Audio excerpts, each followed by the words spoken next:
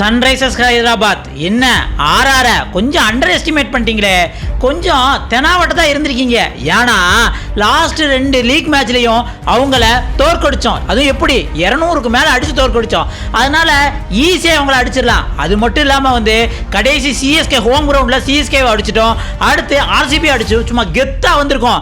இதனால வந்து ஆர்ஆரை வந்து ஈஸியாக நாங்கள் அடிச்சிருவோம் எலிமினேட்டரில் அப்படின்னு தப்பு கணக்கு போட்டு வந்தாங்க. ஆனால் அந்த இடத்துல சூரியவன்சி 16 பால்ல 50, கிட்டத்தட்ட 28 பால்ல 97 ரன், 29வது பால்ல மட்டும் ஒரு 4ஓ 6ஓ போயிருந்ததுன்னு வச்சுக்கோங்களேன்.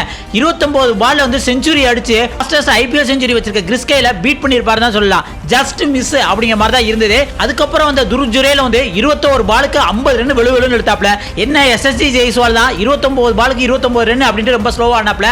அதுக்கப்புறம் வந்து ரியான் பராக்கும் வந்து 12 பாலுக்கு 26 ரன் அடிச்சாங்க. ஆனா அதுக்கப்புறம் உள்ள ஆர்ஆர் பேட்ஸ்மேன் எல்லாம் வந்து 12, 5, 4 அப்படின்ட்டு வந்து அவுட் ஆயிட்டு போயிட்டாங்க. அதனால 15 ஓவருக்கெல்லாம் கிட்டத்தட்ட 207 ரன் இருந்தது. இதுல இருந்து அடிக்க ஆரம்பிச்சிருந்தாலும் கூட வந்து 270, 280 வரை வந்திருக்கும். ஏன்னா சூரியவன்சி அடிச்ச அடி அந்த மாதிரி. அடுத்த 5 ஓவர்ல வந்து 35 ரன் தான் வந்து எடுத்தாங்க. இதனால ஆர்ஆர் ஃபர்ஸ்ட் பேட்டிங் பிடிச்சு வந்து 20 ஓவருக்கு 243 ரன் தான் அடிச்சாங்க. சரிப்பா, 243ல எஸ்ஆர்ஹெச்சுக்கு ஒரு டார்கெட்டே கிடையாது. ஏன்னா அவங்க 260, 270 டார்கெட் வச்சாலே ஈஸி அடிக்கக்கூடிய கேப்பபிலிட்டி உள்ளவங்க தான். ஆனா ராஜஸ்தான் ராயல்ஸ்ல பேட்டிங்க்கு சூரியவன்சினா, பவுலிங்க்கு ஜோஃப்ரா ஆர்ச்சர். ஓவர்ல 2வது பால் வந்து அவங்களுக்கு அபிஷேக் சர்மா நம்பிக்கை நாயகனை வந்து தூக்கிட்டாப்ல டக் அவுட்ல. அதுக்கப்புறம் வந்து இசான் கிஷன் 11 பாலுக்கு 33 ரன் 6-4 அடிக்க ஆரம்பிச்சிட்டாப்ல. ஜோஃப்ரா ஆர்ச்சர் வந்து அவர் விக்கெட்டையும் தூக்கிட்டாப்ல.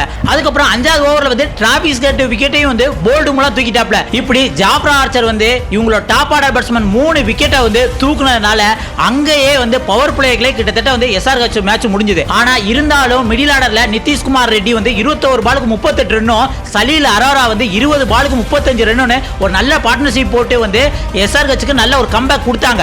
ஆனா என்ன ஜடேஜா கூட்டு வந்து அவங்க 2 பேத்தையும் பொட்டலம் போட்டாங்க. இதனால எஸ்ஆர்ஹெச் 196க்கெல்லாம் ஆல் அவுட் ஆகி இந்த மேட்சை ஆர்ஆர் வின் பண்ணி குவாலிஃபயர் 2க்கு ஜிடியோட விளையாடுறதுக்கு தயாராயிட்டாங்கன்னு தான் சொல்லலாம். அதுலயும் இப்ப சோசியல் மீடியால பாத்தீங்கன்னா ராஜஸ்தான் ராயல்ஸ் சந்தோஷப்படுறதை விட சிஎஸ்கே ஃபேன்ஸ் தான் அதிகமா சந்தோஷப்பட்டாங்க. ஏன்னா நம்ம இசான் கிஷன் சும்மா இருந்திருக்கலாம், சிஎஸ்கே கூட வந்து வின் பண்ணிட்டு அங்க வந்து ஹோமுக்கு போங்க, வீட்டுக்கு போங்க, வீட்டு போங்க விசில் அடிச்சு சொன்ன பிள்ளைல அதுக்கு சரியான ரிவெஞ்ச் தான். எங்களோட சூரியவன்சியை நாங்க குழந்தை பேரை இறக்கி விட்டு ஒன்னு அடிச்சிட்டோம்டா அப்படிங்கிற மாதிரி வந்து சொல்லிட்டு வராங்க. என்ன நினைக்கிறீங்க? ஆர்சிபி வந்து அதிரடி ஆடி ஃபைனல்ஸ்க்கு போயிட்டாங்க. அவங்க கூட வந்து ஜிடி விளையாண்டா நல்லா இருக்குமா, இல்ல ஆர்ஆர் விளையாண்டா நல்லா இருக்குமா? இவங்கள யாரு வந்து இந்த டைட்டில் வின் பண்றதுக்கு வாய்ப்பு இருக்கு அப்படிங்கறத மறக்காம கமெண்ட்ல சொல்லுங்க.